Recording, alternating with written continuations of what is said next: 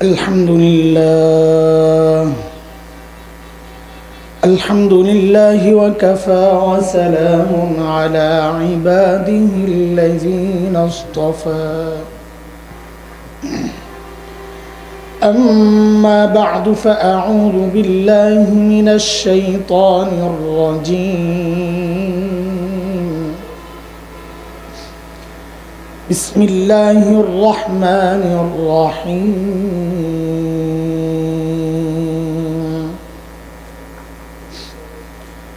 يا أيتها النفس المطمئنة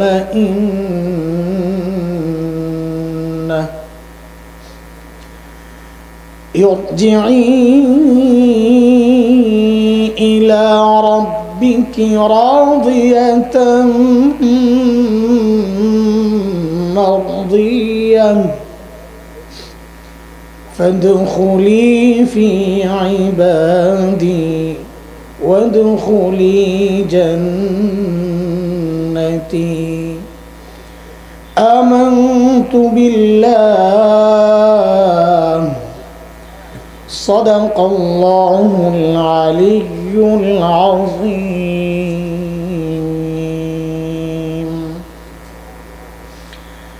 জামিয়া কারিমিয়া মাদ্রাসার অষ্টম বার্ষিক ইসলামী মহাসম্মেলনের এই মুহূর্তের মুহতারাম সভাপতি, উপস্থিত হযরত উলামায়ে কেরাম, মুরব্বিয়ানে আযম, দূর দূরান্ত থেকে আগত ইসলাম প্রিয় সুধী সমাজ, প্রিয় ছাত্র ভাইয়েরা, যুবক বন্ধুরা, পর্দার আড়ালের মা ও বোন, আল্লাহ সুবহানাহু ওয়া তাআলার অশেষ মেহেরবানি, করুণা, দয়া, যে মহান মালিক লাখো কোটি মানুষ থেকে বাছাই করে দ্বীনি এই মাহফিলে আমাকে আপনাকে আসার বসার, কিছু কথা বলা ও শোনার তৌফিক দান করেছেন। সেজন্য মহান রবের শুকরিয়া আদায় করি, জবান খুলে প্রাণ খুলে কালিমাতুশ শুকর উচ্চারণ করি, আলহামদুলিল্লাহ।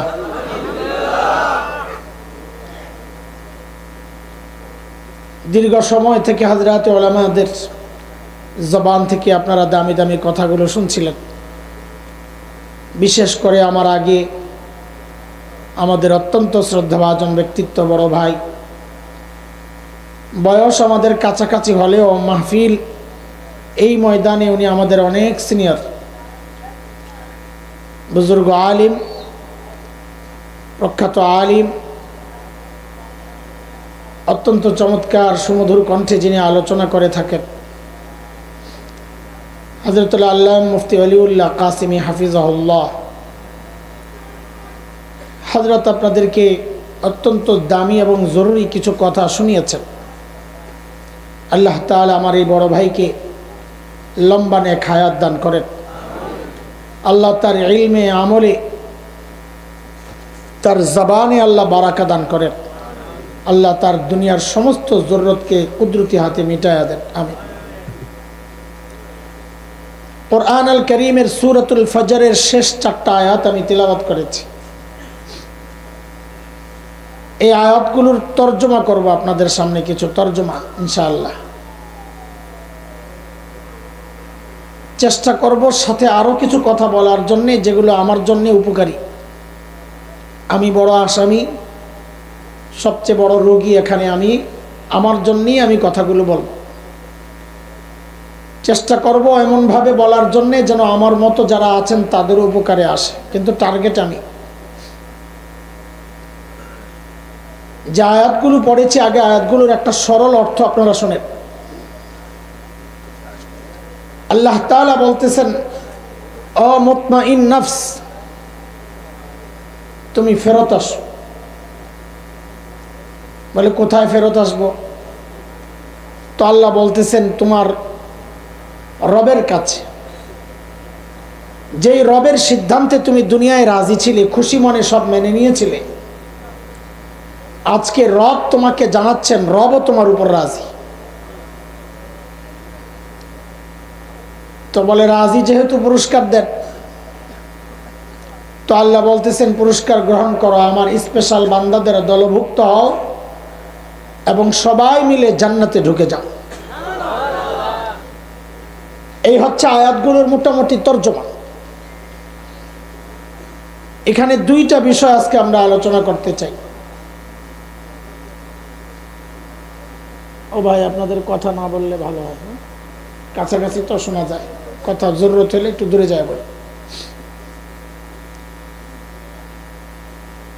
প্রথম কথা হচ্ছে আল্লাহ কাদেরকে ডেকেছেন, মুতমাইন নফস কারা। দ্বিতীয় বিষয় হচ্ছে এই ডাকটা আল্লাহ কখন দেন বা দিবেন। তো মুতমাইন নফস কারা এই ব্যাপারে আমাদের দারুল উলুম দেওবন্দ মাদ্রাসার প্রায় 55 বছরের মুহতামিম প্রিন্সিপাল হাকিমুল ইসলাম কারি তৈয়ব রহমতুল্লাহ আলাই বলেন, অনেকগুলো ব্যাখ্যার একটা নির্যাস হযরতের ব্যাখ্যাটা। তিনি বলেন মুতমাইন নফসকে যে ব্যক্তি দুনিয়াতে আল্লাহর ইচ্ছাকে নিজের ইচ্ছা বানায়, আল্লাহর চাওয়াকে নিজের চাওয়া বানায়, আল্লাহর পছন্দকে নিজের পছন্দ বানায়, আল্লাহর অপছন্দকে নিজের অপছন্দ বানায়। মূল কথা, আল্লাহ যা চান তা করে, আল্লাহ যা চান না তা ছেড়ে দেয়, তাকে বলে মুতমাইন নফস। ডাকটা আল্লাহ কখন দিবেন? তা হযরত একটা হাদিসের উদ্ধৃতি এনে বলেন, ইমানদার বান্দার যখন মৃত্যুর সময় ঘনিয়ে আসে, তো আমরা যেমন মেহমান হিসাবে কোথাও গেলে আয়োজকরা মেহমানকে আগায় আনার জন্য কয়েকজন যায়, তো হাদিসের কথা, ইমানদার বান্দার যখন মৃত্যুর সময় ঘনিয়ে আসে, তো মালাকুল মউত যখন রূহ কবজ করার জন্য, রূহ নেওয়ার জন্য আসেন, তখন মালাকুল মউতের সাথে জান্নাতের কিছু ফেরেশতাও আসেন জান্নাতের ওই মেহমানকে আগায় নেওয়ার জন্য। কিন্তু সমস্যা হচ্ছে এই মেহমান জিন্দেগিতে ফেরেশতা দেখেন নাই, না দেখছেন আপনারা?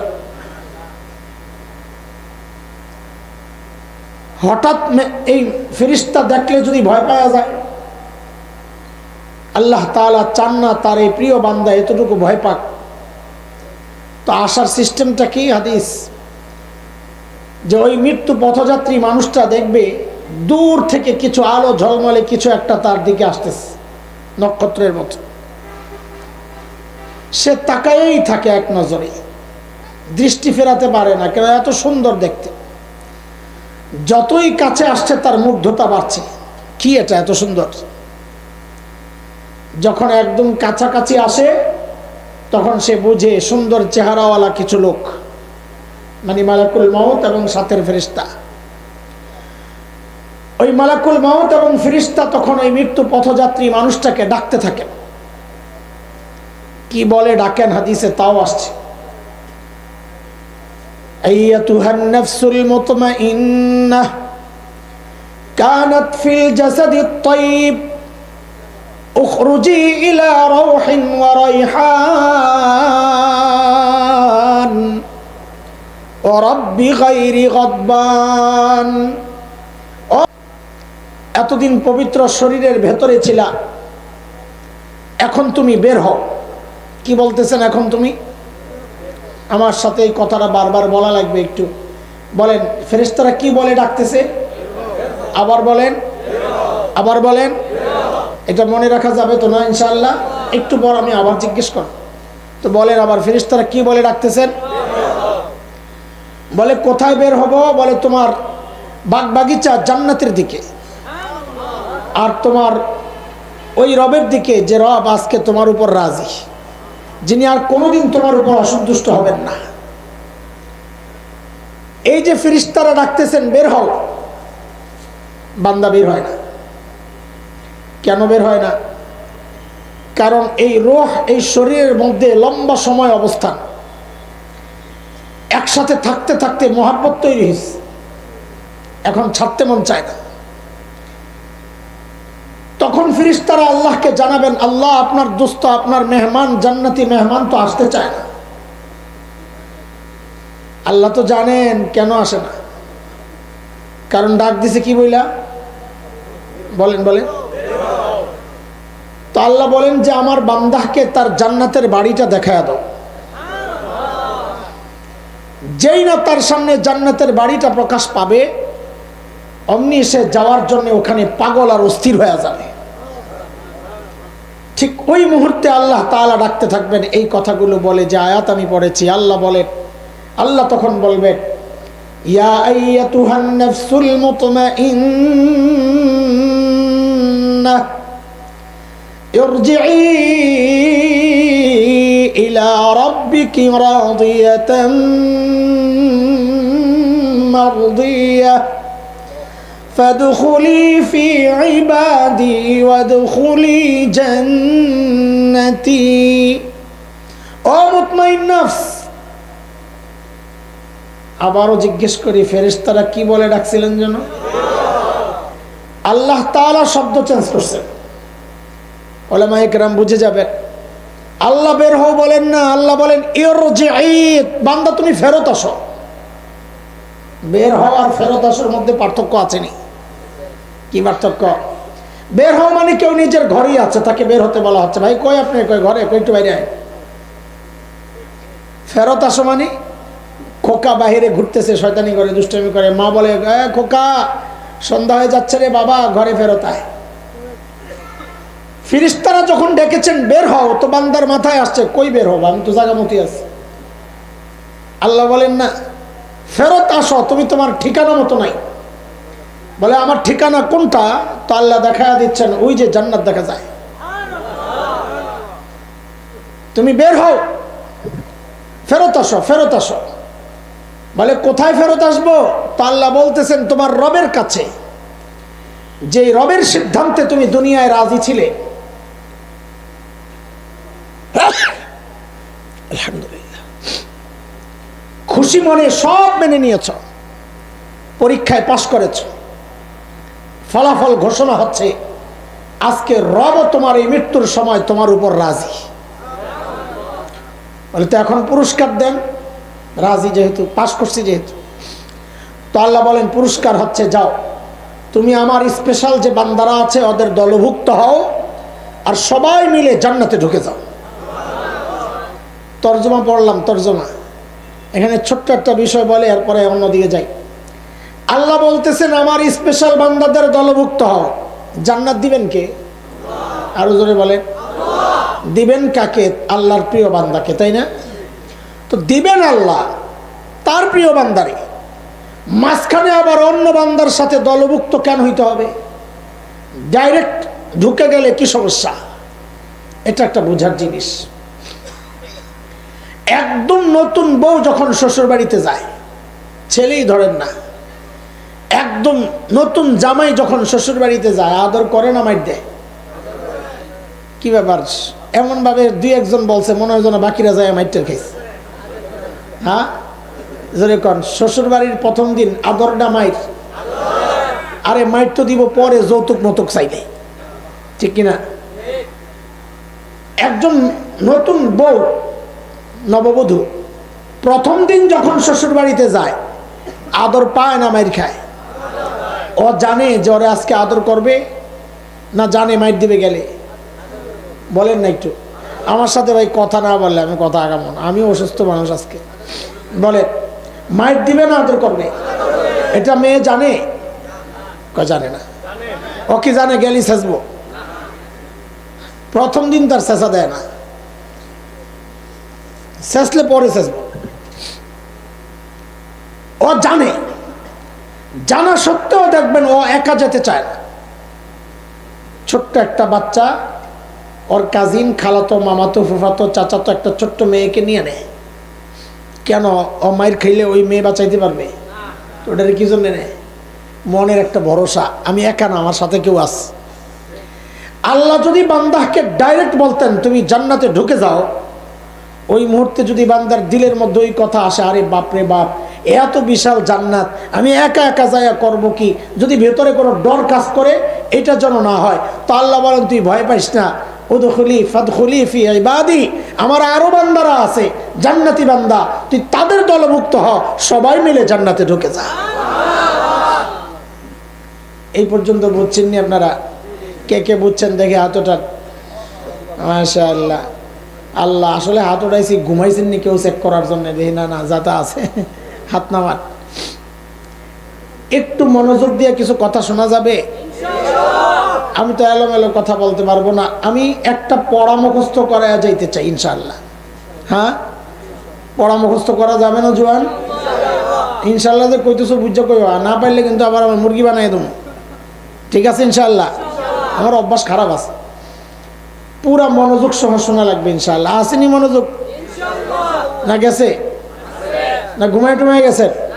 চেক করবো? মাশাআল্লাহ। ইনশাআল্লাহ বললে বাচ্চা যায়, নাইলে না হইলে ধরা খায়। ঘুমান নাই তো? পিছনের সবাই সজাগ আছে? পরীক্ষা নিলে পাশ করবেন তো? মনোযোগ আছে তো? মাশাআল্লাহ। তাইলে অনেক জায়গায় দেখি খালি যদি বলি কে কে ঘুমাইছেন একটু হাত উঠায় দেখান তো, আল্লাহু আকবার। হায় রে আল্লাহ, পুরো হাত উঠাইলায়। কি রে ভাই, আপনি ঘুমাইছেন নাকি? কয় না। তা হাত উঠাইছেন কে? মানে মনোযোগ একটু কম আছে। তা আপনারা যেহেতু ইনশাল্লাহ কইছেন, ওই ভুলের সম্ভাবনা নাই। দোস্ত শুনেন, জীবনের টার্গেট ঠিক করেন। যুবক, জীবনের টার্গেট ঠিক করা। বলে টার্গেট আছে হুজুর। হ্যাঁ আছে, আমিও জানি। দোকান একটা, টার্গেট আরেকটা। বাড়ি একটা, টার্গেট আরেকটা। ছিল এলাকার মেম্বার, টার্গেট চেয়ারম্যান। ছিল চেয়ারম্যান, টার্গেট এমপি। ছিল এমপি, টার্গেট মন্ত্রী। ছেলে মেয়েকে ইউরোপ আমেরিকায় পাঠাবে, টার্গেট তো আছে, আমিও জানি। কিন্তু না দোস্ত, একজন মুসলমান হিসাবে প্রত্যেকটা মানুষের জীবনের টার্গেট একটাই হওয়া উচিত। কি সেটা? আমার মৃত্যু যেন হয় ওই অবস্থায় যে মৃত্যুর সময় আমার রব ডেকে বলেন, বান্দা আমি তোর উপর রাজি। চাই কি চাই নাই মৃত্যু? চাই, চাই। আল্লাহ তুমি কবুল করো। আমি আপনি চাইলেই হবে না, আল্লাহ চাওয়া লাগবে। আমার চাওয়ার কোনো দাম আছে? সূরা তাকবীর, সূরা তাকবীর আম্মা পাড়ার 4 নম্বর সূরা, এই সূরার শেষ আয়াত আল্লাহ বলেছেন এটা, ওমা তাশাউনা ইল্লা আন ইয়াশা আল্লাহ, ইল্লা আন ইয়াশা আল্লাহু রাব্বুল আলামিন। আল্লাহ বলেন আমি যা চাই শুধু তাই হবে, তোমার চাওয়ায় কিচ্ছু যায় আসে না। রে বাবা, গরম তো লাগে কিন্তু ডিস্টার্ব হয়, আস্তে আস্তে দে। এইভাবে বাতাস দেওয়ার তরিকা আছে। আল্লাহ, আমাদের মৃত্যু যেন এই অবস্থায় হয়, এর জন্য কিছু করা লাগবে আমাদের, ফাও না। এই বরকতপূর্ণ অবস্থা এমনি পাওয়া যাবে না, কিছু কাজ করতে হবে। কাজ, অনেক কাজ আছে। আমি যে কয়টা বলবো আজকে ইনশাআল্লাহ এগুলাই না, চূড়ান্ত না। আমি 4টা সবক আজকে শিখাইতে চাই, পড়াইতে চাই যে আমাদের এই মৃত্যু যদি চাই তো আমাদের এইভাবে আগাইতে হবে। কয় কাজ বলেন? কয় কাজ? 1 নম্বর, খলিল ইব্রাহিমকে চিনেন? প্রশ্ন করাও তো বোকামি। কে কে আমাদের সাথে সম্পর্ক কি? আরে আমাদের কি? জাতির পিতা। আমাদের কি? আমাদের পিতা। আবার কয় আমাদের জাতির পিতা। আমরাই তো জাতি, আবার আমার জাতি এলো থেকে। আল্লাহ, ওনার মর্যাদা কত! আল্লাহ তাআলা আমার বাবার মর্যাদা ঘোষণা দিয়েছেন কি? ওয়াত্তাখাযাল্লাহু ইব্রাহিমা খলিলা। খলিলকে আল্লাহ তার একান্ত বন্ধু হওয়ার স্বীকৃতি দিয়ে দিয়েছেন। এটা হলো আল্লাহর স্বীকৃতি। নবী আলাইহিস সালাম কি করেছেন? কিয়ামত পর্যন্ত এই উম্মত যে নামাজ পড়বে, শেষ রাকাতে যে দুরূদ পড়বে, ওই দুরূদের মধ্যে নবী নিজের এবং নিজের পরিবারের সাথে খলিল এবং তার পরিবারকে ঢুকাইয়া দিয়েছেন। এত বড় ব্যক্তিত্ব। দেখেন, অনেক সময় ব্যক্তির কারণে কাজের দাম বেড়ে যায়।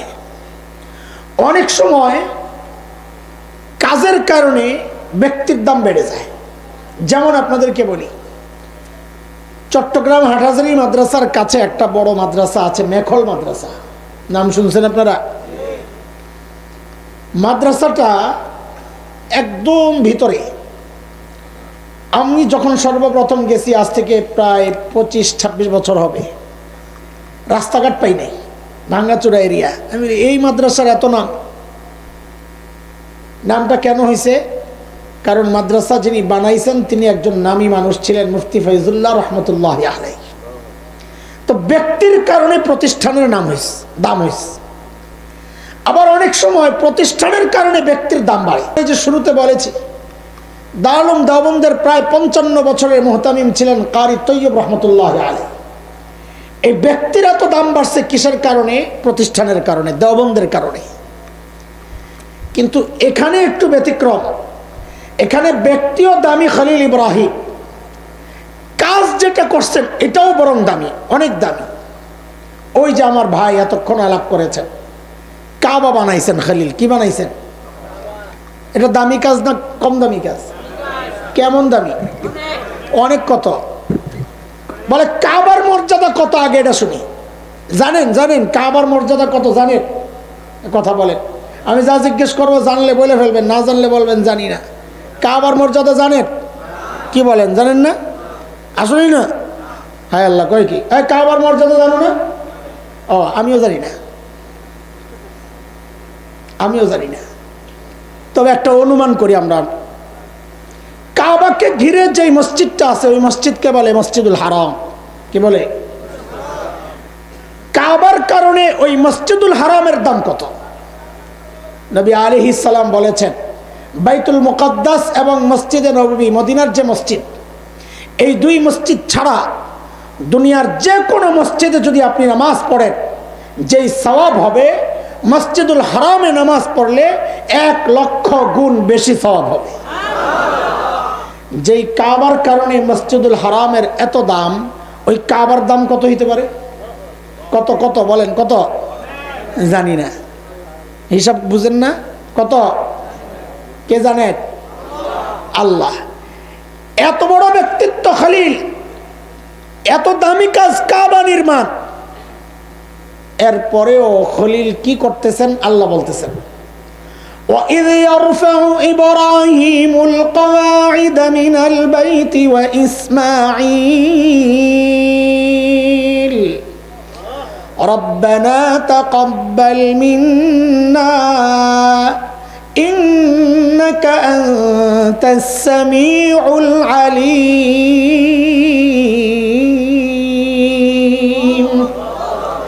এত বড় ব্যক্তিত্ব, এত বড় দামি কাজ করার পরেও বলছেন, ও আল্লাহ, কাজ কি করছি জানি না, আমি আর কি কাজ করব।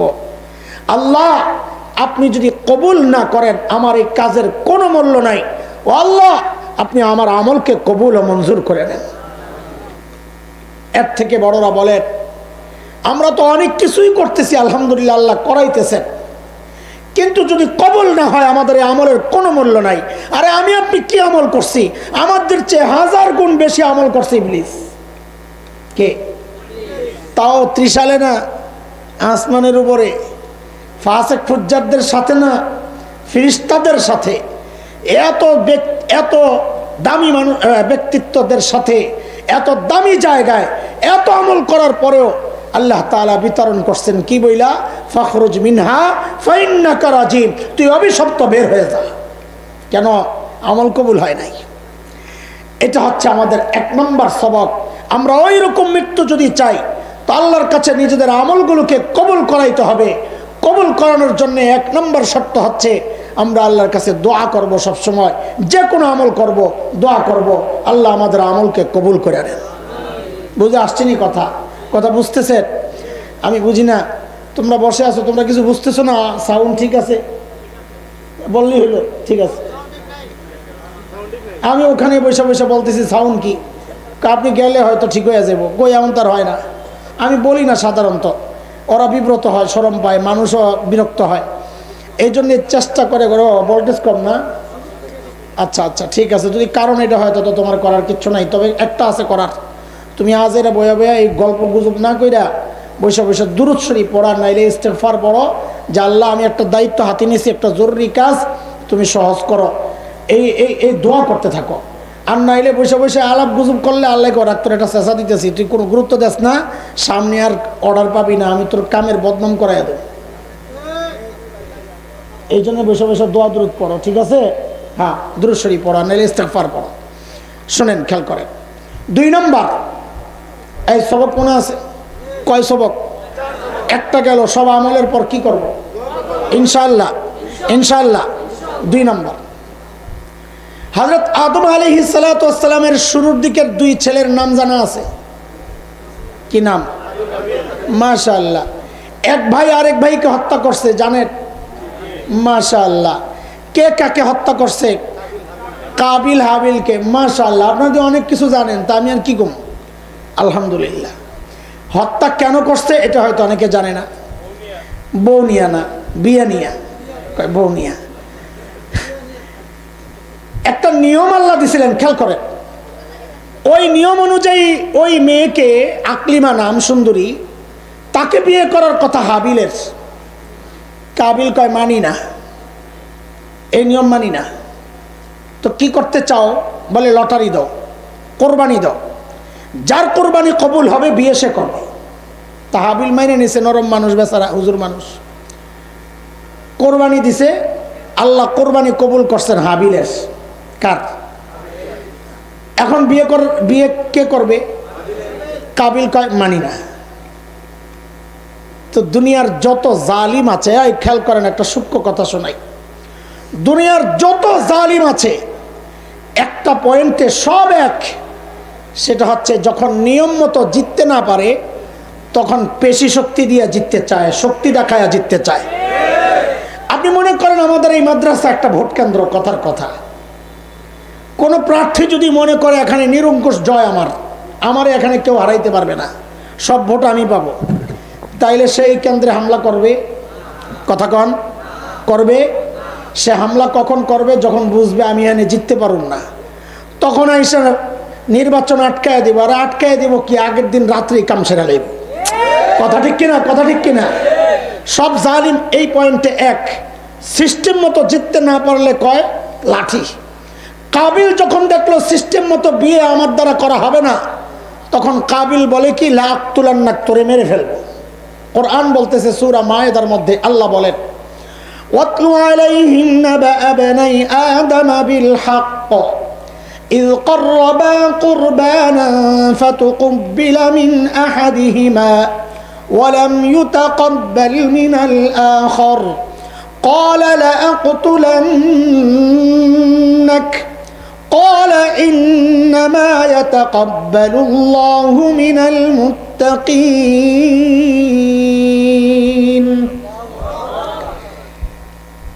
কাবিল যখন বলেছে আমি তোকে হত্যা করব, তখন হাবিল বলে, ভাইরে আমার দোষ কি? গুনাহ করছো তুমি, আল্লাহর হুকুম মানো নাই তুমি, পাপ করছো তুমি, আল্লাহ তোমার কোরবানি কবুল করেন নাই, এই দায় তো আমার না। আল্লাহর একটা নিয়ম আছে, হাবিল শোনাইতেছে, আল্লাহর একটা নিয়ম আছে, এটা আমাদের পয়েন্ট, আমাদের মূল পয়েন্ট এটা। হাবিল শোনাচ্ছে আল্লাহর নিয়ম হচ্ছে ইন্নামা ইয়াতাকাব্বালুল্লাহু মিনাল মুত্তাকিন, আল্লাহ আমল কবুল করেন মুত্তাকির, যে গুনাহ করে না। যে গুনাহ করে আল্লাহ তার আমল কবুল করেন না। দোস্ত, এটা হচ্ছে পয়েন্ট। মুহাক্কিক আলেমরা বলেন, ও দুনিয়ার মানুষ শুনো শুনো, তুমি আমল করতেছ, কবুল হচ্ছে কি হচ্ছে না এটাও তো একটা চিন্তার বিষয়। আল্লাহ জানাইয়া দিছেন, যদি গুনাহ করো আমল নিব না। ও ভাই, আমি জিজ্ঞেস করি, পর্দা করা, বেপর্দায় চলা সওয়াবের কাজ না গুনার কাজ? বেপর্দায় চলা, জোরে বলেন। তাইলে কোনো বোন যদি বেপর্দায় চলে নামাজ পড়লে তার নামাজ আল্লাহ কবুল করবেন? জোরে কর না, আরো জোরে, সবাই একসাথে। আচ্ছা, দাড়ি কাটা হাত সওয়াবের কাজ না গুনার কাজ? এমন আওয়াজ দেখুন আগের মতো আছে কিনা। দাড়ি কাটা গুনার কাজ না সওয়াবের কাজ? আরো জোরে বলেন না, আরে চিৎকার করে বলেন না। দাড়ি কাটা জায়েজ না হারাম? তুমি দাড়িও কাটবা আবার আশা করবা আল্লাহ তোমার আমল কবুল করবেন, হয় না। কারণ আল্লাহ বলেন ইন্নামা ইয়াতাকাব্বালুল্লাহু মিনাল মুত্তাকিন। সুদ খাইবা নামাজও পড়বা কাজ হবে না, সুদ খাইবা ঘুষ খাইবা নামাজও পড়বা কাজ, জোরে বলেন কাজ। আমার একটা কাহিনী মনে হয় আপনার করে, ঢাকার এক ভূমি অফিসে গেছি আমার একটা কাগজ ঠিক করার জন্য, ভুলটা করছে ওরা, বানান ভুল হয়েছে। আমি ভাই ঠিক করে দেন।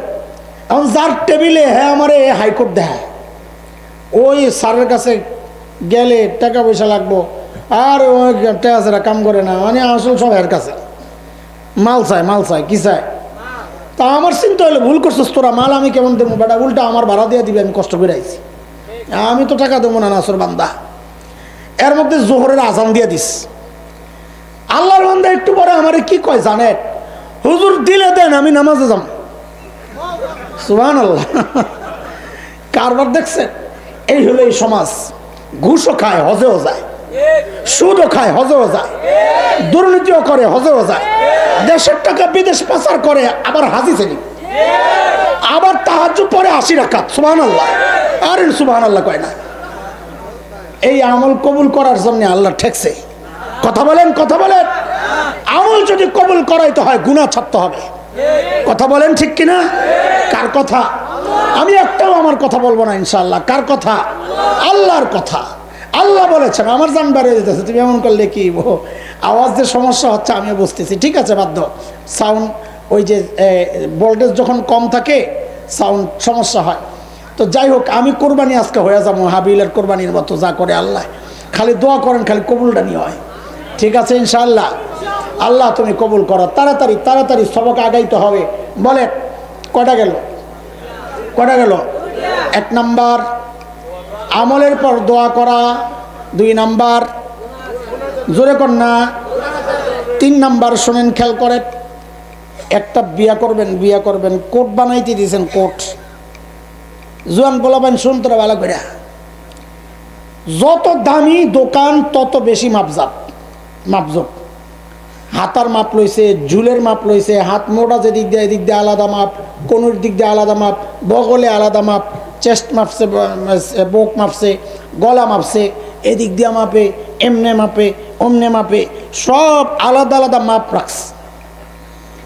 কালকা বিয়া, আজকে ডেলিভারি। কোট আনতে গেছে, হ্যাঁ মুসলমান ভালো করে খেয়াল করেন, কোট আনতে যায়, কোটের হাতা একটা মাপ ঠিক আছে, আরেকটা এদুর অর্ধেক মানে টোটাল কত রইল? 1 আর অর্ধেক কত রইল? 1.5। মাশাআল্লাহ আপনারা তো ভালো, কিন্তু এক শিক্ষিত মানুষের থেকে শুনছি 1.5 তা আপনারাও কোন 1.5? আপনাকে বড় ভাই আম্মার পুত। সুবহানাল্লাহ। মূর্খর কর আড্ডি, মূর্খের আড্ডি। আচ্ছা আপনি জিজ্ঞেস করি আপনাদের কাছে, এই কোটটা আপনি নেবেন নি ডেলিভারি? কেন? আমি একটা শব্দ শিখাইয়া দিই, ওইটাই বলবেন। বলেন মাপ ঠিক নাই, কথা ঠিক আছে তো? বলেন এই কোট নেবেন কি নেবেন না? কেন নেবেন না? আরো জোরে বলেন, কেন নেবেন না? আচ্ছা মাপ ঠিক আছে, কিন্তু হাত ঢুকে না, জুল কমিয়া দিছে, নেবেন নি? কেন নেবেন না?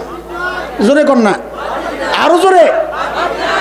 সব ঠিক আছে, এখন বোতাম লাগাইতে যায় দেখেন কি বুকের বোতামটি লাগাইছেন, পেটের বোতামটি আর লাগান জানা, পেটটা বের হয়েছে। কিরে ভাই এটা কি? কয়টা নতুন স্টাইল, নিবেন নি? আরো জোরে। কেন নিবেন না? আরো জোরে বলেন, আরো জোরে চিৎকার করে। ঠিক আছে তো? এগুলো খুব ভালো বুঝেন। অদস্ত শুনেন, আমাদের আমলকে আল্লাহর কাছে কবুল যদি করাইতে হয় তাহলে মাপ ঠিক মতন দিয়া করাইতে হইব আমল।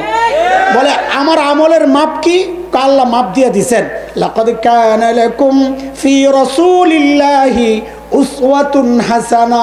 তোমার আমলের মাপ তোমার রসুল যেমনে করছে, রসুল যা করছে যদি করো তাইলে কবুল, নাইলে মাপ ঠিক নাই।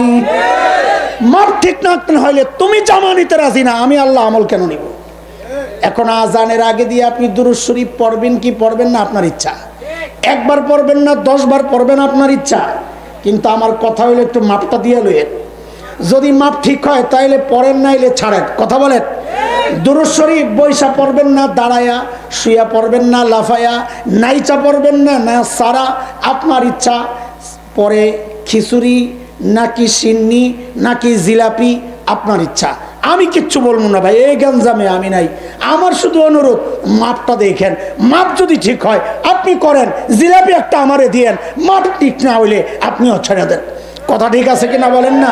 কথা ঠিক কিনা বলেন? ঠিক তো কইতেছ, কিন্তু ভেজালে তো পড়বি। এখানে কিছু দেখতেছি একটু ঝামেলা আছে, কমিউনিটি না বাদ। হ্যাঁ বলবো বলবো। আপনারা কি মনে করছেন আপনারা মানা করলে আমি ছেড়ে দিব? আরে না, দেখলাম আপনাকে বাপটা কি। আপনারা মানা করলেও আমি বলবো। আমি বলার জন্য আসছি, আপনার কথা শোনার জন্য আসছি, আমি আমার মালিকের কথা শুনতে আসছি। ঠিক আছে না? আপনাকে এলাকায় এসে ঢাকা থেকে এক মৌলবী বিয়ে করবো, মৌলবী না লাহৌল, স্মার্ট বয়, বালুকায় আটকাইছে প্রচন্ড জ্যামে। আস্তে আস্তে ত্রিশাল পচতে পচতে আসরের আজান দিয়ে দিস। খুব খেয়াল করা যাবে না উদাহরণটা? খেয়াল করেন, আসরের আজান দিয়ে দিস। এখন মেয়ের বাপ ঘটকরে বলে, ঘটক সাহেব এখন বিয়ে হইব, নামাজ হইব, খানা এমনি গেছে ঠান্ডা হইয়া, যদি আসরের পর নেন যাইব বাসি হইয়া। এই জামাই আজীবন আমার মেয়েরে খোড়া দিব, তোকে বাড়িতে গেছিলাম প্রথম দিন আমারে বাসি খানা খাওয়াই দিস, বিয়াটা আগে হয়ে যাক, খানা পরে। আরে খানাটা আগে হয়ে যাক, বিয়া পরে, নামাজ পড়ে। বলেন বিয়ে শাদীর আগে এরকম খানা দেয় কি দেয় না আপনার দেশে? আরে দেয়নি? জোরে কন। আচ্ছা এইবার আমার এই দুইটা প্রশ্নের জবাব দেন। মেয়ের বাড়িতে যে বরযাত্রা আসছে, এই বরযাত্রার সেরা মেহমান কে? জোরে কন, আরো জোরে। যত খাবারের আয়োজন করে মেয়ের বাবা, সেরা খাবারটা কার সামনে দেয়? ঠিক তো? ঠিক আছে, পরে আবার পোল্ট্রি টোল্ট্রি মারেন না, কথায় থাকেন। জামাইয়ের সামনে দিছে বিশাল ডিশ, দেয়নি আপনার দেশ? আস্তা খাসি, আস্তা মুরগি, আস্তা মাছ, চিংড়ি ভুনা, ফ্রাই, অন্যান্য কাবাব টাবাব মিল্লা একেবারে বইরা বইরা দিস। জামাইয়ের সামনে হাজির। জামাই স্মার্ট জামাই। কোন জামাই? এটা বলো আমার সাথে বারবার, কোন জামাই রে কাকা? স্মার্ট জামাই। জামাইয়ের মনোযোগ এই খাবারের দিকে নাই, হ্যার মনোযোগ কই? প্যান্ডেল। আরেক বৌদি খালি আন্দাজি না বুঝা কথা বল, থাপড়ার মধ্যে ফাজিল কথা কার, বদমাইশ বলবেন, কত শয়তান। জামাইয়ের মনোযোগ প্যান্ডেলের বাইরে। কি কোন জায়গায় তাকায় রয়েছে? ডেকোরেটর ওয়ালারা ময়লা ফালানোর জন্য প্যান্ডেলের বাইরে একটা ভাণ্ড রাখছে, ওটার মধ্যে ছোট্ট বাচ্চারা যে পোলাও খাইছে, নাকের ময়লা টয়লা শ্লেষা লাগছে, আঠালো, ওই নষ্ট পোলাও নিয়ে ফেলাইছে। গোস্ত খাইয়া রান টান টাইনা হাড্ডি নিয়ে ফেলাইছে। লেবু চিপ্পা রস খাইয়া ছিলকা নিয়ে ফেলাইছে। জামাই বাবু তাকায় আছে ওই ভান্ডের দিকে। কোন জামাই যেন? স্মার্ট জামাই। সাবাস, তোর স্মার্ট ছুড়াইতেছি, রাখ, অপেক্ষা কর। জামাই কিছুক্ষণ পর লাভ দিয়া উঠছে, যাইয়া ওই ময়লার সামনে যাইয়া বইস, বইয়া ওখান থেকে রান একটা লইস, পোলাও দুগা মুখে দেয়, হাড্ডি, রান তো গোস্ত তো নাই, হাড্ডি একটা কুত্তার মতন কামড় দেয়, লেবুর ছিলকায়, রস তো নাই, ছিলকারে কামড়ায় আর খাইতেছে খুব গর্বের সাথে। কোন জামাই? স্মার্ট জামাই। শাশুড়ি জামাইয়ের জন্য একটা স্পেশাল পায়েস রান্না করছিল, শ্বশুর গেছে ওটা আনতে। শ্বশুর ওই পায়েসের পেয়ালা নিয়ে যখন প্যান্ডেলের ভিতরে ঢুকছে, আইসা দেখে জামাইয়ের জায়গায় জামাই নাই। খুঁজে খুঁজে খুঁজে জামাই গেল। অনেকক্ষণ পর দেখে হায় আল্লাহ, জামাই ওখানে। আচ্ছা বলেন তো, ওই ময়লা ওই খাড়ির সামনে, ওই ভান্ডের সামনে বসার কথা ছিল কার? ওই ময়লা খাওয়ার কথা কার? কার? আরে কুকুর কয়েন না, কুত্তা কর কি? আরে যেখানে খোসা দেওয়া লাগে সেখানে শব্দ একটু বিকৃত করে কইতে হয়, তাহলে খোসাটা স্পেশাল হয়। যেমন আপনি যদি বলেন কাক্কাদের, কাক্কাদের, এটা সুন্দর লাগবে না। খোসা যদি দিতে হয় কইতে হইব কৌয়া কাদের। আরে কথা ঠিক কিনা বলেন? তো এখানে কুকুর বললে হবে না, খোসা উদ্দেশ্য তো কি বলতে হবে? কুত্তা। বসার কথা কার? শ্বশুরে ভান্ডটা লই আয়া খালি খোঁজে জামাই গেল। পরে দেখে জামাই বয়ে রয়েছে ওই ভান্ডার সামনে। শ্বশুর দাঁড়ায় দাঁড়ায় একটা ডায়লগ দিছে, পোলাপানের আমার লগে মুখস্থ করবি। শ্বশুর কয় কি? কুত্তার আসনে জামাই কেন? বল। কুত্তার আসনে জামাইয়ের আসন খালি কেন? বল আমার সাথে, আবার বল, কুত্তার আসনে জামাইয়ের আসন খালি কেন? ঘটকরে ডাক দিছে, মেয়া বে এদিকে আয়। কি হয়েছে? আপনারা কইলেন জামাই বলে স্মার্ট। হ্যাঁ ভেরি স্মার্ট। কত ভেরি ছুড়াইতেছি, এটা নি ভেরি স্মার্ট। আচ্ছা আপনারা বলেন, এই পোলার কাছে কেউ মাইয়া দিবেন, বোন দিবেন? কারণ কি এই পোলা সুস্থ না পাগল? এই স্মার্ট না পাগল? এই কথা সবাই একসাথে চিৎকার করে না কইলে আমি আর সামনে আগামো না। জোরে করে, সুস্থ না পাগল? আরো জোরে। ঠিক আছে তো না? কথা ঠিক আছে? যদি ঠিক থাকে তাহলে বোঝা যায় যাচ্ছে আর কি এই জায়গায়ও কিছু দুই চারজন পাগল আছে। এই সমাজে পাগলের অভাব নাই। বলে কেন কেন? কয় তুমি হচ্ছা এই দুনিয়ার জন্য আল্লাহর পক্ষ থেকে শ্রেষ্ঠ উম্মত, শ্রেষ্ঠ মেহমান। আল্লাহ বলেছেন কুনতুম খায়রা উম্মাহ, তুমি ছিলে শ্রেষ্ঠ মেহমান। শ্রেষ্ঠ মেহমানের জন্যে আল্লাহর পরিবেশনা, শ্রেষ্ঠ নবীর শ্রেষ্ঠ চরিত্র, শ্রেষ্ঠ আখলাক, শ্রেষ্ঠ জীবন বিধান, এগুলা তোমার ভাল লাগে না? সেরা মেহমান, সেরা আয়োজন ভাল লাগে না? তুমি তাকায় আছো ওই ময়লা গান্দা আবর্জনা অমুসলিমদের কৃষ্টি কালচারের দিকে, খ্রিস্টানদের কৃষ্টি কালচারের দিকে, পশ্চিমাদের পচা গান্দা কৃষ্টি কালচারের দিকে। নিজেরে স্মার্ট মনে করো, তুমি স্মার্ট না। শ্রেষ্ঠ নবীর শ্রেষ্ঠ আখলাক বাদ দিয়া ওদেরকে যারা অনুসরণ করতে চায়, আল্লাহর কসম একটাও সুস্থ না, সবগুলো পাগল পাগল পাগল। নারায়ে তাকবীর, নারায়ে তাকবীর। এই কথা কি আমার না আল্লাহর? হ্যাঁ, কি মনে হয় আমি বানায় বানায় কইতেছি? আমি একটা চিত্র আপনাদের সমাজের আপনাদের সামনে পেশ করছি। আসলে মূল কথা কার?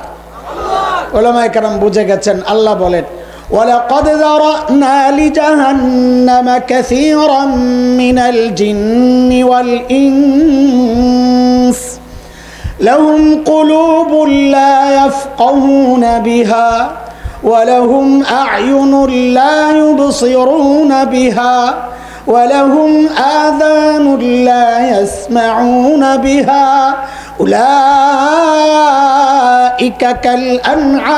كالأنعام بل هم أضل أولئك هم الغافلون। বহু জিন আর মানুষ দিয়ে আমি জাহান্নাম ভরবো। কি ভরবেন? এরা কারা? তা আল্লাহ বলেন এরা কারা? ওই স্মার্ট। লাহুম কুলুবুন লা ইয়াফকাহুনা বিহা, দিছিলাম দিন বুঝে নাই, দিল দিছি বুঝে নাই, চোখ দিছি দেখে নাই, সেরা মেহমানের সামনে সেরা আয়োজন।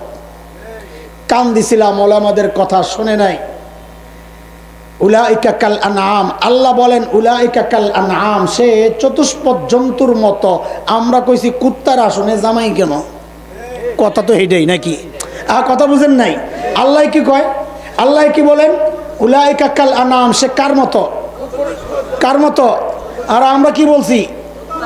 কুত্তার আসনে জামাই কেন?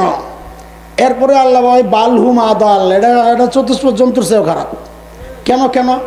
আপনারা বলেন, যদি ওই ময়লা কুত্তারে খাইতে দেখতেন, কুত্তারে আপনারা কেউ পাগল বলতেন? পাগল বলতেন? কেন বলতেন না? কুত্তার খাওয়ান কুত্তায় খায়, পাগল কেন কম? ঠিক কিনা? জামাইরে পাগল বলতেছেন কেন? তুই সেরা মেহমান, সেরা আয়োজন বাদ দিয়ে গেছিস ময়লা খাইতে, তুই তো পাগল বেড়া, তুই কুত্তার চেয়ে খারাপ।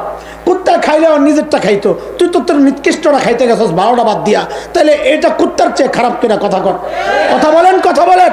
আল্লাহ বলতেছেন বালহুম আদাল, তুই কুত্তার চেয়েও খারাপ। আমরা বলছি মাথা নষ্ট, পাগল। আল্লাহ কয় উলাইকা হুমুল গাফিলুন। ঠিক নাই?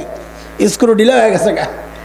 অদুষ্ট খেল করে, শ্রেষ্ঠ নবীর শ্রেষ্ঠ সুন্নাহ, শ্রেষ্ঠ আদর্শ চরিত্র, এগুলা বাদ দিয়া যারা নিজের চুল কাটে ইহুদি নাসারার মতো, যারা দাড়ি কাটে অমুসলিম মুশরিকদের মতো, যারা নিজেদের বিয়ে শাদীর প্রোগ্রামগুলো সাজায় হিন্দি সিরিয়াল দেখা, যারা বিবির পোশাক কিনা দেয় হিন্দি সিরিয়াল দেখা, যার কাছে শরীয়তের আদর্শ পোশাক পছন্দ না, আল্লাহর কসম তারা নিজেদেরকে স্মার্ট মনে করতে পারে, আসলে তারা স্মার্ট না, আসলে তারা পাগল আর পাগল, পাগল আর পাগল। কথা বুঝাইতে পারতেছি?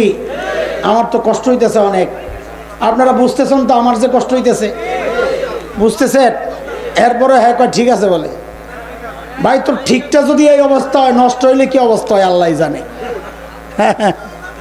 আচ্ছা থাক থাক থাক।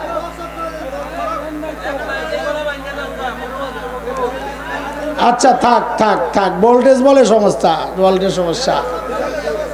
তো জেনারেটর ছাড়া দাও, তো জেনারেটর ছাড়ো। হ্যাঁ ও জেনারেটর চলতেছে, জেনারেটরই চলতেছে, আর্থিং বলে দুর্বল, মাইকই নষ্ট। আসলে বক্তাই আজকে খারাপ পড়ছে। আর সব ঠিক আছে, এর মাইকও ঠিক আছে, লাইনও ঠিক আছে, সাউন্ড বক্সও ঠিক আছে। আজকে কপাল খারাপ, আপনাকে বক্তাই ঠিক পড়ে নাই। আচ্ছা কন কন, আমাদের সমস্ত আমল কোন তরিকায় করা লাগবে? সুন্নত তরিকায়, ঠিক আছে তো ইনশাআল্লাহ? করবো তো ইনশাআল্লাহ? এটা আমাদের জন্যে গর্ব, এটা হীনমন্যতায় ভুগবেন না, আমাদের জন্য গর্ব। আমরা নবীর সুন্নাহ যদি মানতে পারি, এটা আমাদের জন্য কি বলেন? গর্ব। সমস্ত আমল করব নবীর তরিকায়, ঠিক আছে তো ইনশাআল্লাহ? কয়টা গেল বলেন তো, কয়টা গেল? 1 নাম্বার, সমস্ত আমলের পর কি করব? দোয়া করব। 2 নাম্বার, গুনাহ ছাড়বো, মনে থাকবে তো ইনশাআল্লাহ? 3 নাম্বার, সমস্ত আমল করব কোন তরিকায়, মনে থাকবে ইনশাআল্লাহ? ঠিক আছে ইনশাআল্লাহ? 4 নাম্বার, যেইভাবে আমরা আমাদের মৃত্যুটা ওই সুন্দর মৃত্যু আশা করতে পারি। আচ্ছা একটা প্রশ্ন করি, আপনারা জবাব দিয়ে।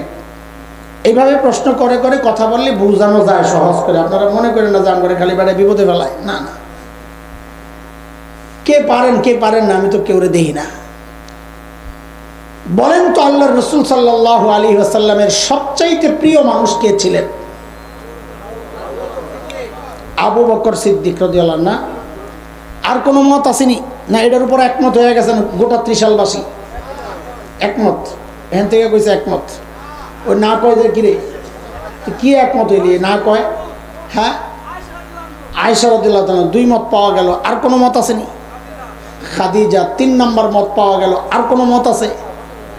ফাতেমা 4টা পাওয়া গেল। আর কোনো মত আছে? হাসান হোসেন কয় মত পাওয়া গেল?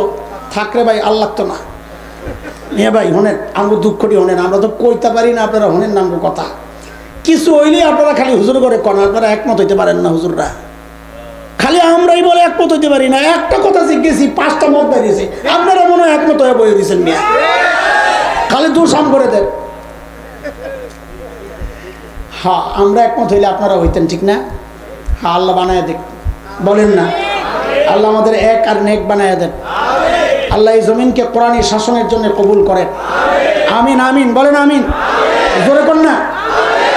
ঠিক আছে, তাহলে আল্লাহর নবীর সবচেয়ে প্রিয় কে, এটা শোনার জন্য একটা হাদিস শোনেন। বুখারী শরীফের হাদিস, বানানো কোনো গল্প না। এক সাহাবীকে নবী আলাইহিস সালাম এক যুদ্ধের সেনাপতি বানাইছেন। এখন সাহাবীর ভিতরে খুব খুশি। ধরেন এখানে একটা মজমা হয়েছে, বড় বড় আলেমরা আছে। এখন হঠাৎ করে আমি একজনকে ধরে, আমার এই ভাইটারে ধরে গেলাম, এই আজকে আমাদের নামাজ পড়াইবেতে।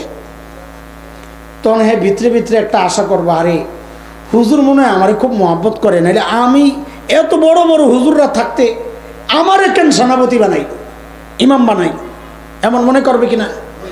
ওই সাহাবীর মনে মনে ওই চিন্তা। আবু বকর আছেন, ওমর, ওসমান, আলী আছেন রাদিয়াল্লাহু আনহুম, সব বড় বড় সাহাবীরা আছেন, থাকতেও আমারে সেনাপতি কেন বানাইছেন? নিশ্চয়ই নবী আমাকে সবচেয়ে ভালোবাসেন। ভিতরে ভিতরে চলতেছে, কিন্তু আবার বাহিরের দিকে একটু চিন্তা করলে দেহে অবাস্তব ঘটনা। আরেকটা, নবী অন্যদেরকে বেশি ভালোবাসে।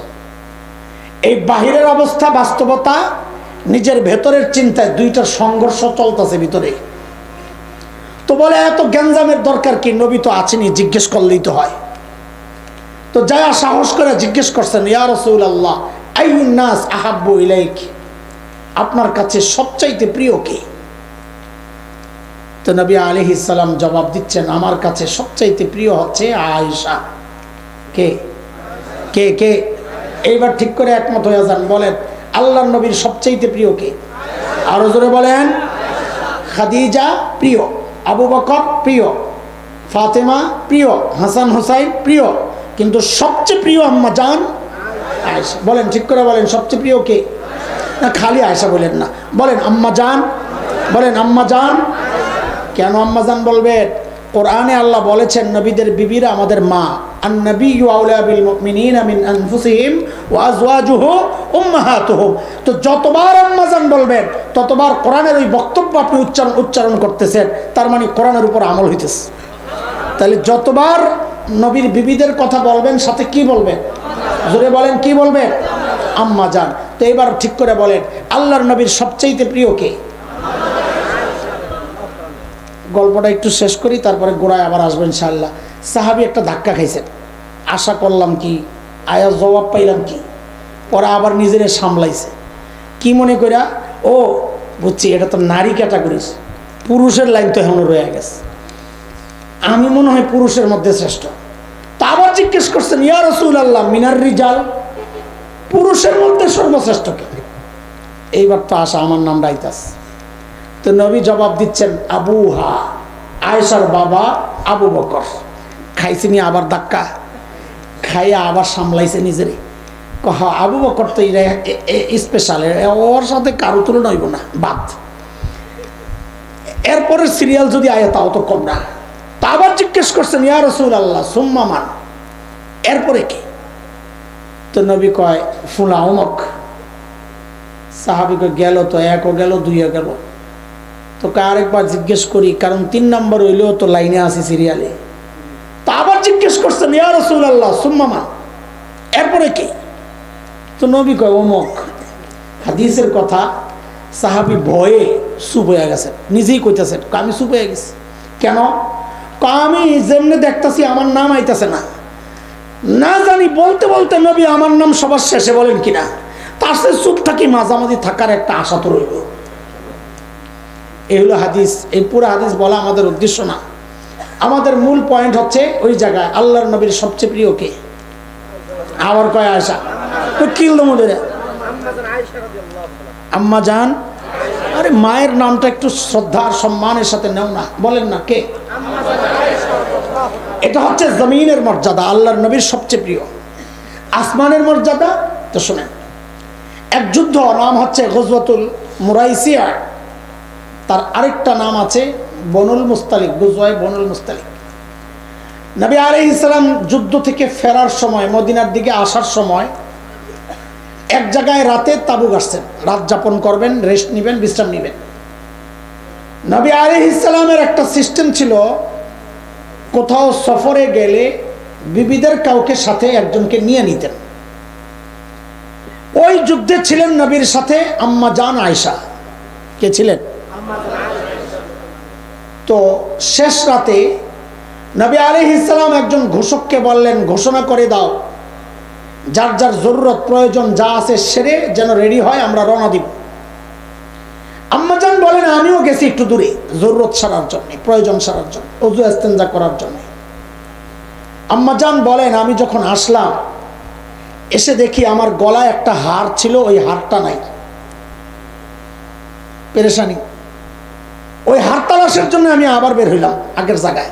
এখন একটা প্রশ্ন আপনাদের আসতে পারে, যেন না আসে, মায়ের ব্যাপার তো স্পর্শকাতর, কোনোভাবে যেন আম্মা জানের উপর কোনো ধাপ্পা না আসে, অভিযোগ না আসে। সেটা হলো একটা হারের মায়ায় আম্মা জান এত কষ্ট করলেন, দুনিয়ার প্রতি এত মহব্বত না, বিষয় এটা না। মূল বিষয় ছিল ওই হারটা আম্মা জান একজন থেকে হাওলাত নিয়েছিলেন। কিনেছিলেন? হাওলাতের মাল ফেরত দেওয়া লাগবে না, করজের মাল ফেরত দেওয়া লাগবে না, ওই ফেরত দেওয়ার জন্য আম্মা জান আবার গেছেন ওই হার তালাশ করার জন্য। আম্মা জান লম্বা টাইম, আপনার মতন মোবাইলের চার্জ ওই ইয়া তো নাই, লাইট তো নাই, টর্চ লাইট তো নাই, হাত রাইছেন খালি, যায় খুঁজছেন, পান না। লম্বা সময় থাকার পর আম্মা জান যখন আবার জায়গায় আসছেন, এসে দেখেন যে আল্লাহর নবী সাল্লাল্লাহু আলাইহি সাল্লাম কাফেলা নিয়ে রওনা দিয়া চলে গেছেন। এখন আম্মা জান একা। একটা প্রশ্ন করি ফাঁকে দিয়ে আপনাদেরকে, একটা জরুরি আকীদা ঠিক করি আপনাদের। আম্মা জান নিজেই বলেছেন, এই যে কেউ টের পাইল না আমি যে নাই, কারণটা কি? আম্মাজান বলেন আমি ছিলাম গড়নে হালকা পাতলা। যারা পালকি উঠাইছেন, হাউদাজ বলে আরবিতে, একটা পালকির মতো, ওইটা নিয়ে ওটের উপর বসায়া দিত আর কি। তো যারা পালকি উঠাইছেন ওনারা টের পান নাই আমি যে ভেতরে নাই। তার দেখবেন না খুঁজে যে ভিতরে কেউ আছে কিনা। আচ্ছা, তারা টের পায় নাই। আমি আপনাদেরকে একটা কথা জিজ্ঞেস করি, খুব মনোযোগ দিয়ে জবাব দিবেন, এটা আকীদার ব্যাপার। আম্মাজান যে পালকির ভেতরে নাই, এটা নবী আলাইহিস সালাম জানতেন না জানতেন না বলেন তো? হ্যাঁ, জোরে কর। কে কে মনে করেন জানতেন না? আমি মনে করি। কে কে মনে করেন জানতেন না? নবী আলাইহিস সালাম জানতেন না জানতেন না? অনেক আছে হাত ওঠান নাই, তার মানে আপনারা বিশ্বাস করতেছেন নবী জানতেন। আম্মাজান যে পালকিতে নাই নবী জানতেন, এটা বিশ্বাস করেন? হ্যাঁ, কেন করেন না শুনেন। আমি কেন করি না শুনেন, খেয়াল করেন। আমি একজন নিজেকে মনে করি স্ত্রীর যত হক আদায় করার আমি এ জায়গায় দুর্বল। আমি কেন, আমরা সবাই। কিন্তু আমার নবী এমন না। আমার নবী তার প্রত্যেকটা পজিশনে সেরা।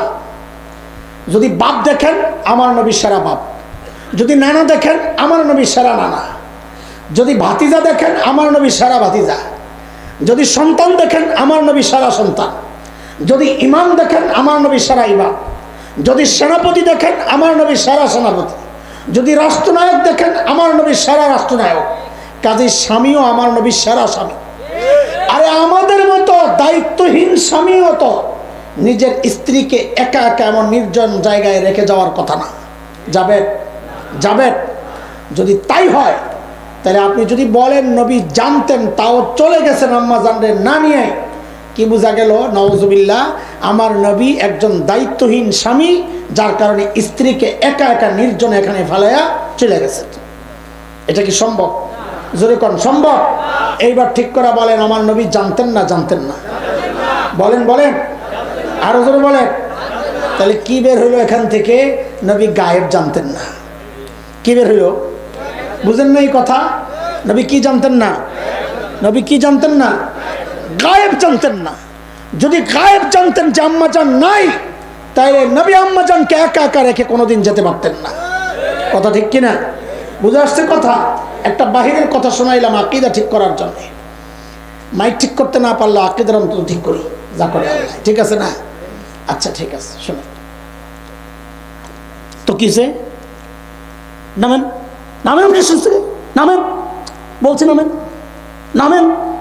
বেয়াদব, ফাজিল, কত বড় সাহস!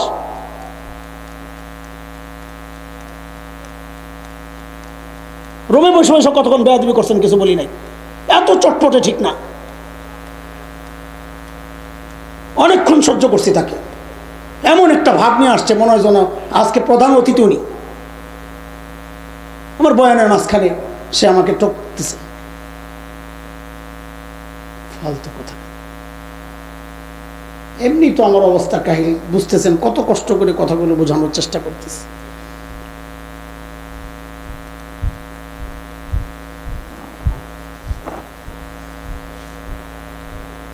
ফালতু কথা। পোলাপায় এতটা বেপরোয়া হয়ে গেছে যে মুরব্বীদের সাথে আচরণ। আমি তো দেখছি মাওলানা আরিফ জব্বার আসছে, আমি দেখি নাই। ওনাকে চেয়ার দেওয়ার চেষ্টা হয়েছে, উনি বসে নাই, তা আমিও দেখি নাই। আমরা কি একেবারে বলদ যে মুখস্থ চলতেছে সব কিছু? আমাকে বলতে হবে আরিফ জব্বারকে চেয়ার আইনে পাশে বসানোর কথা, সে বসবে? আমার ওস্তাদের মতো শ্রদ্ধা করে। আমি জানি না তার হালত, তাকে আমার পাশে চেয়ারে বসাইতে হবে কি হবে না তা আমি জানি। আমাকে বলতে হবে আইসা, কানে কানে আইসা।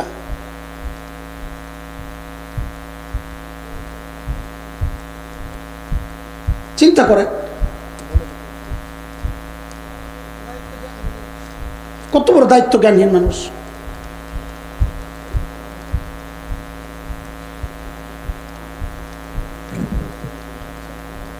না, আমি হঠাৎ রাগ হই নাই। ওই রুমের মধ্যে অনেকক্ষণ এমন কিছু আচরণ করছে, আমার খুব বিরক্ত লাগতেছিল তার উপর। সেটা সে শেষ পর্যন্ত অব্যাহত রাখছে। এখন ধমক না দিলে আর জিন্দেগিতে এরকম করতেই থাকবে। সে আলেমদের সাথে সে এরকম ভাব নিয়ে চলতেই থাকবে। ভাই আল্লাহর হস্তে এই অংশটুকু সবাই কাটতে হবে, নাহলে আল্লাহর কাছে ধরা থাকবা। আমি আল্লাহর আদালতে বিচার দেব যদি তোমরা এই অংশটুকু না কাটো। ঠিক আছে? আমরা কাউকে খাটো করতে চাই না, শাসানো দরকার শাসাইয়া দিছি, বাস এই পর্যন্তই শেষ। ঠিক আছে কথা? হ্যাঁ ভাই, ইনশাআল্লাহ। ইনশাআল্লাহ আল্লাহ সবাইকে হেফাজত করে। বুঝে নিব না, বুঝার চেষ্টা করেন। লা হাওলা ওয়ালা কুওয়াতা ইল্লা বিল্লাহিল আলিয়্যিল আযীম। তো বলতেছিলাম, আম্মা জান আয়েশা অনেকক্ষণ পরে আয়েশা দেখেন নবী কাফেলা নিয়ে কি করছেন, চলে গেছেন। আম্মা জান একা জায়গায় বসে পড়ছেন, এক পর্যায়ে ঘুমায়াও গেছেন, ক্লান্তি। নবী আলাইহিস সালামের আরেকটা সিস্টেম ছিল, নবী যেখানে যেতেন, সফর যখন চলে যেত কাফেলা, একজনকে পেছনে রেখে যেতেন। কেন?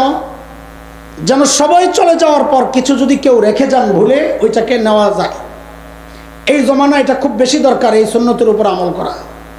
কারণ অধিকাংশ সময় আমরা দেখি কাফেলা চলে যাওয়ার পর কেউ না কেউ একটা অভিযোগ নিয়ে আসে, ওইটা ফেলায় আসছে, চার্জার ফেলায় আসছে, মোবাইল ফেলায় আসছে, ব্রাশ ফেলায় আসছে, টুথপেস্ট ফেলায় আসছে, একটা না কিছু একটা ফেলায় আসছে।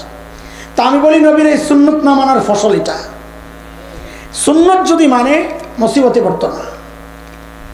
ওই যেই সাহাবিকে নবী রেখে গেছেন, ওই সাহাবি আয়েশা আম্মা জানকে দেখা শুধু একটা কথাই বলেছেন, ইন্না লিল্লাহি ওয়া ইন্না ইলাইহি রাজিউন, আর কিচ্ছু বলেন নাই। নিজের বাহুনটা আইনা আম্মা জানের সামনে বসাইছেন, আম্মা জানকে উঠাইছেন, নিজে পায়ে চইলা আম্মা জানকে নিয়া আল্লাহর নবীর কাছ পর্যন্ত নিয়ে গেছেন। তখন সূর্য বেলা একটু উপরে উঠে গেছে। নবী আবারও তাবুক আসছেন এক জায়গায় একটু বিশ্রাম নেওয়ার জন্য, মদিনার আগে। এর মধ্যেই খবর হয়ে গেছে পালকির ভেতরে আম্মা জান নাই।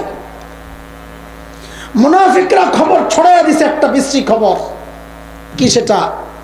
যে যেই সাহাবি পেছনে রয়ে গেছে আম্মা জানের, নাউজুবিল্লাহ নাউজুবিল্লাহ নাউজুবিল্লাহ, ওই সাহাবীর সাথে আম্মা জানের একটা অবৈধ সম্পর্ক আছে, এই জন্য রয়ে গেছে। মুনাফিকরা তো খবর ছড়াইছেই, সাথে দুর্বল শ্রেণীর কিছু ছিল মুসলমান, কবি হাসান ইবনে সাবিত এই কথার মধ্যে জড়াইয়া গেছে। হযরতে আবু বকরের অনুগ্রহ প্রাপ্ত সম্পর্কের ভাগিনা হযরতে মিস্তাহ রাদিয়াল্লাহু আনহু, তিনিও জড়াই গেছেন। নবী আলাইহিস সালামের শালী, একজন শালী হামনাহ বিনতে জাহাশ, হযরত যায়নাব বিনতে জাহাশের বোন, তিনিও জড়াই গেছেন। মদিনায় গোটা মদিনা গরম, সারা মদিনায় এই আলোচনা চলছে শুধু একটাই, কি হইল এটা? আম্মা জান কিছুই জানেন না। এক মাস পর আম্মা জান যখন জানলেন, কিভাবে জানছেন ওদিকে গেলে আরো দেরি হবে, আম্মা জান যখন জানলেন এতটা কষ্ট পাইছেন, নবীর কাছে অনুমতি চাইলেন, আমাকে বাবার বাড়ি যাইতে দেন। বলে যাও। হযরতে আবু বকর বাবা, মা উম্মে রোমান যায়া তাদের কাছে জিজ্ঞেস করলেন, আপনাদের কি মত? বলে আমরা জানি না কিচ্ছু, আল্লাহ জানে। আম্মা জান একাধারে 3 দিন কেঁদেছেন, চোখের পানি শুকায় গেছে। নবী আলাইহিস সালাম আসছেন, এসে বলতেছেন, আয়েশা যদি ভুল করে থাকো তো তওবা পড়ো, আল্লাহ মাফ করে দিবেন। আম্মা জানের সরল জবাব, যা আমি যদি এখন সত্য বলি কেউ বিশ্বাস করবেন না, আর যদি মিথ্যা বলি হ্যাঁ আমি কিছু করছি, ওটা বিশ্বাস করবেন। কাজে আপনাদের সাথে কথা বলার আমার কোনো লাভ নাই, আমার ভরসা আল্লাহ। এর মধ্যেই আম্মা জান কিছুক্ষণ পর দেখেন যে নবীর চেহারার মধ্যে একটা পরিবর্তন। ওহী আসলে যা হয় তাই হচ্ছে, চোখ লাল হয়ে গেছে, রগগুলো ফুলে গেছে। ওয়াইন্না জাবিনাহু লা তাফাসসাদু আরাকা, অন্য বর্ণনায় আম্মা জানের কপাল ঘেমে যেত নবীর যখন ওহী আসতো, ওহীর চাপ, খরখর আওয়াজ হইতো এরকম। আম্মা জান বুঝে গেছেন ওহী নাজিল হইতেছে। আল্লাহর নবী চুপ। কিছুক্ষণ পর যখন ওহী নাজিল হওয়া শেষ হলো, আল্লাহর নবী মুস্কি মুস্কি হাসতেছেন। কেন? যে আম্মা জানের পবিত্রতায় আল্লাহ তাআলা সূরা নূরের মধ্যে পাবেন, 1টা 2টা 3টা 4টা 5টা না, আল্লাহ তাআলা আম্মা জানের পবিত্রতায় 10টা আয়াত নাজিল করেছেন। কয় আয়াত? এর মধ্যে একটা আয়াত তো বড় কঠিন লাগে আমার কাছে। আল্লাহ তাআলা নিয়মিত সাহাবীদেরকে ধমকাইতেছেন। আরে কোন সাহাবী? যাদেরকে আল্লাহ ক্ষমার ওয়াদা করছেন, যাদের জন্য জান্নাতের সুসংবাদ দিয়েছেন, ওই সাহাবীদেরকে আল্লাহ ধমকাইতেছেন কি বইলা? ফালাউলা ইয সামি'তুমুহু কুলতুম মা ইয়াকুনু লানা আন নাতাকাল্লামা বিহাযা সুবহানাক হাযা বুহতানুন আযীম। আল্লাহ বলেন, এই কথাগুলো যখন তোমরা শুনলা, কেন বললা না এটা যে এই বিষয়ে আমাদের কথা বলা উচিত না? আমাদের আল্লাহ পবিত্র, আল্লাহর নবী পবিত্র, নবীর স্ত্রী পবিত্র। এই যা বলা হচ্ছে এটা প্রপাগান্ডা, অবশ্যই এটা স্পষ্ট ভয়ঙ্কর অপবাদ। এই কথাগুলো কেন তোমরা বললা না? আল্লাহ সাহাবীদেরকে শাসাইতেছেন। কার পক্ষ নিয়া? আম্মা জান আয়েশার পক্ষ নিয়া। জমিনের মর্যাদা হচ্ছে আল্লাহর নবীর সবচেয়ে প্রিয়, আসমানের মর্যাদা আল্লাহ আম্মা জানের পবিত্রতায় কয়টা আয়াত নাজিল করছেন? সেই আম্মা জান রাতে নামাজে দাঁড়াইছেন। দেখেন, আমি আম্মা জানের বয়ান করা উদ্দেশ্য না, আমি শুধু ওই সামনের কথাটা আপনাদের হৃদয়ে গাঁথানোর জন্যে এই আগের প্রসঙ্গটা এনেছি। এত বড় ব্যক্তিত্ব আম্মা জান, জান্নাতের গ্যারান্টি পাওয়া আম্মা জান, আল্লাহর নবীর সবচেয়ে প্রিয় মানুষ যেহেতু অবশ্যই জান্নাতি, সেই আম্মা জান রাতে নামাজে দাঁড়াইছেন। তিলাওয়াত করতে করতে একটা আয়াত চলে আসছে। ও যুবক বাবা, সবাই শুনেন, তিলাওয়াত করতে করতে একটা আয়াত চলে আসছে। কি সেটা? ওয়াবাদা লাহুম মিনাল্লাহি মা লাম ইয়াকুনু ইয়াহতাসিবুন। এই আয়াত পড়তেছেন তো আম্মা জান ফোপায়া ফোপায়া কাঁদতেছেন, ঢুকরে ঢুকরে কেঁদে উঠতেছেন। আয়াত কখনো শেষ করতে পারতেছেন, কখনো পারতেছেন না, কান্না থামাইতে পারেন না। আবার শুরু করেন, আবার কান্না করেন, আবার শুরু করেন। কান্না করতে করতে করতে করতে রাত প্রায় শেষ। আম্মা জানের আয়াতও শেষ হয় না, নামাজও শেষ করতে পারতেছেন না, কান্নাও থামাইতে পারতেছেন না। কি আছে আয়াতে? এইভাবে আম্মা জান কাঁদতেছেন। কি আছে? আমাদের জন্য কিছুই নাই। কতবার এই আয়াত সামনে দিয়ে আসে আর যায়, কি আসে যায়, কিন্তু আম্মা জান কেন কাঁদতেছেন? আছে কি আয়াত? আল্লাহ বলতেছেন, হাসরের মাঠে বান্দার এমন পরিচয় আল্লাহর সামনে প্রকাশ পাবে আল্লাহর পক্ষ থেকে, যার কল্পনাও সে দুনিয়াতে করে নাই। এখন এই আয়াতে আম্মা জান কেন কাঁদতেছেন?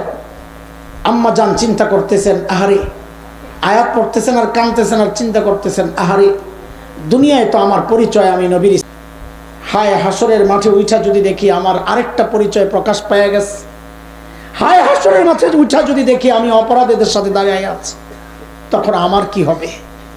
ও দোস্ত, এমন অস্থির বেকুল তো হওয়ার কথা ছিল আমার মতো জালিমের। আম্মা জানতের সাহাবীদের বেকুল হওয়ার তো কোনো কারণ নাই, তারা তো জান্নাতি, অথচ তারা এতটা বেকুল ছিলেন। আমাদের সামনে যে আয়াতগুলো আসে যায়, একবার কি কোনোদিন ভেবেছেন যে আল্লাহর সামনে দিয়ে যখন আমার আমল নিয়ে আমাকে যেতে হবে, ঠিক ওই মুহূর্তে যদি আল্লাহর ওই ডাকটা, কঠিন ডাকটা আমার সামনে চলে আসে? কি ডাক? ওয়াকিফুহুম ইন্নাহুম মাসউলুন। ওরে আটকা, এটারে থামা। কেন?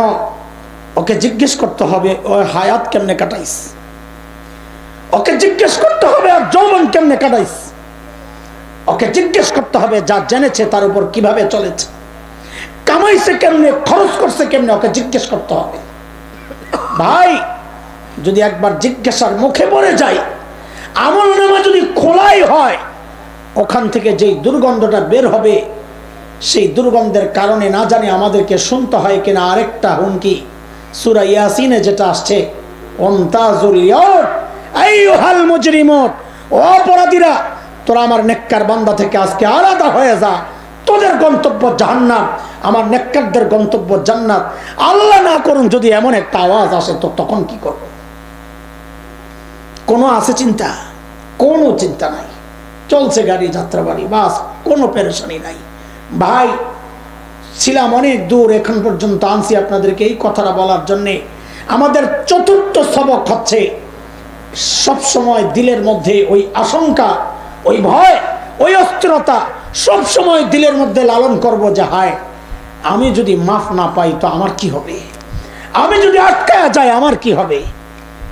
যার মধ্যে এই অস্থিরতা যত বেশি আসবে আশা করা যায় সেই ব্যক্তি মৃত্যুর সময় আল্লাহর ওই মায়ার ডাকটা শুনতে পাবেন, ইয়া আইয়াতুহান নাফসুল মুতমাইন্নাহ ইরজিই ইলা রাব্বিকি রাদিয়াতাম মারদিয়াহ ফাদখুলি ফি ইবাদি ওয়াদখুলি জান্নাতি। কয়টা বলছি সবক মনে আসেনি? এমন মৃত্যু চাই কি চাই না? মনে আছে তো কোন মৃত্যু? আরে কোন মৃত্যু মনে আছে তো শুরুর কথা। এমন মৃত্যু চাই কি চাই না? চাওয়ার জন্য অনেক কাজ করা লাগবে। আজকে আমরা 3-4টা সবক শিখলাম যে এগুলো করলে আশা করা যায় এমন মৃত্যু হবে। 1 নম্বর, আমল তো সব ঠিকঠাক মতো করবই, করার পরে কি করব?